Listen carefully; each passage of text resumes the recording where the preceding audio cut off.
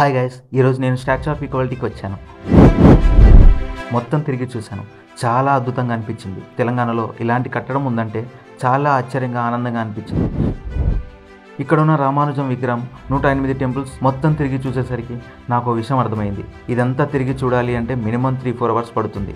ఇంకా చెప్పాలి అంటే 1 డే మొత్తం స్పెండ్ చేయొచ్చు. ఇక్కడ అంత బాగుంది. దీని నిర్మాణం ఎవరో తెలుసు కదా, మన చిన్నజీయర్ స్వామివారు చాలా కృషి చేశారు. ఇక్కడి శిల్పికళ చాలా అద్భుతంగా ఉంది. ఇక్కడ ఉన్నంత వరకు మేము వేరే డివైన్లోకి వెళ్ళిపోయాము.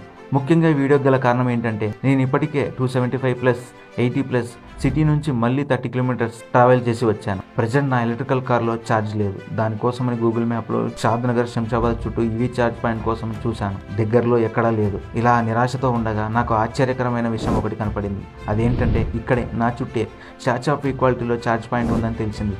ఒక్క నిమిషం ఆలోచన చేయకుండా వెంటనే అక్కడికి వెళ్ళాను. ఈవీ ఛార్జ్ పాయింట్ కనపడగానే ప్రశాంతంగా ఇంటికి వెళ్ళొచ్చు అనిపించింది. ఛార్జ్ కావడానికి ఎక్కువ సమయం పట్టలేదు. హాఫ్ అన్ అవర్లో పూర్తి ఛార్జ్ అయ్యింది. ఆకాశం వైపు చూశాను. ఫుల్ వర్షం మూడ్లో ఉంది. ఇంకా పద అనుకుంటూ ఇంటికి బయలుదేరాను.